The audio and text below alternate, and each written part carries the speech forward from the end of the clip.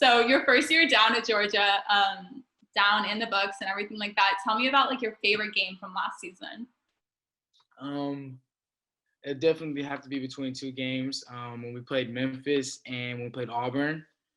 Just because that those two games were like those are quality teams. They were both ranked inside the top 15.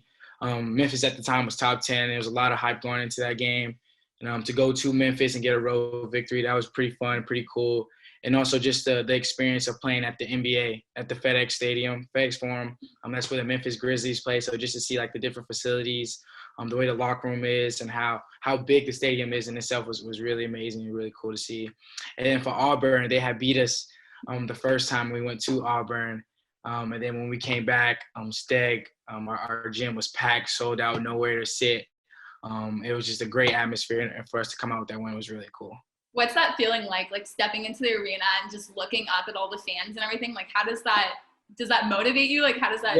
Yeah, it definitely it gives you a high. Mm-hmm. It's like you're high on life, just like the fact that there are 10,000 people sitting there watching you play, and they're cheering for you no matter what, whether you make a mistake or you make a big play. Like they're always there, they have your back. And our fan base, they're super loyal. And they show their loyalty to us because we had kind of like an up and down season. But when we were playing Auburn, we were at a high, and it was great. It was an amazing experience. Right. So going into next season with COVID protocols and everything, how have you been preparing for that?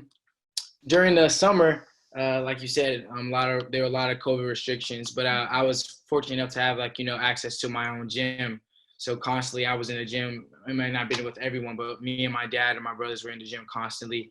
And right now, obviously, we're still kind of like in COVID protocols as far as like our time use. But with practice coming on to now, our whole team is there. We're starting to build that chemistry.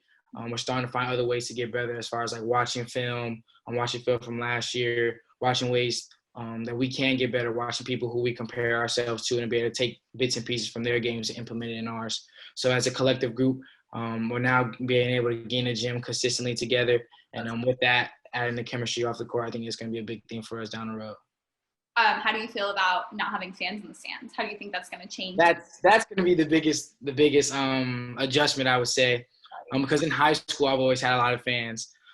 We always packed the gym, and it was obviously wasn't 10,000 like it was at Georgia, but I've always been accustomed to having a really good fan base, and I know we still have one, but there's a difference between 10,000 and like 2,000. So it's going to be a little unfortunate, but I know those 2,000, 3,000 people are going to bring a lot of noise and still have that same effect of that home court advantage. Right. So talk to me a little bit about what it was like playing with Anthony Edwards last year. Oh, that was a super cool experience. I think the thing I appreciated most about Ant was just how selfless he was, how he was always looking to make somebody else better. You never really would have known, like just a random, person coming to a practice. You never really known he would have been the number one pick as far as like the way he carried himself. He carried himself just like everybody else. Like, he kept his head down. He stayed humbled. He was one of the best teammates. He always tried to make us laugh. He never felt like, I never got the energy that, oh, I'm better than all you. I'm the number one pick.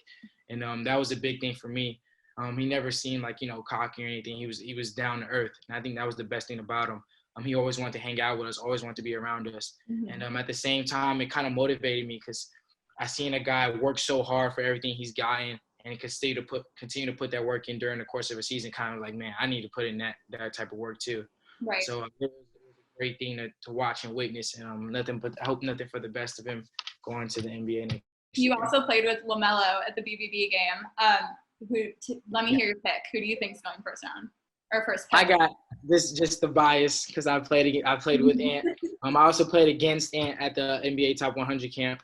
Oh. So I'm gonna have to go with Ant. It's a close call, but I think Ant's gonna get it. I feel like a lot of people agree with you. Yeah. So I know a hot topic is that people love to bring up how well you play, but at your height, it's just it's a shocker. I mean, when I saw you play, I was like, what? How are you doing this? How does that motivate you? Like, you step on the court and people probably look at you differently, and then you ball out. How does that motivate you? Like, you're like, I can do this. That's a good question because people always tend to ask like, how does your height always, how do you overcome that? But for you to ask, how does that motivate me, and That's a good question. I think the biggest thing is like having or seeing people do it at my height before me at a high level. It's like, man, if they can do it, I can do it. And also wanting to set that example for people who come after me, because I'm not going to be the last little guy to go, and play at the Division I level. But I think just being able to want success for myself and for my family.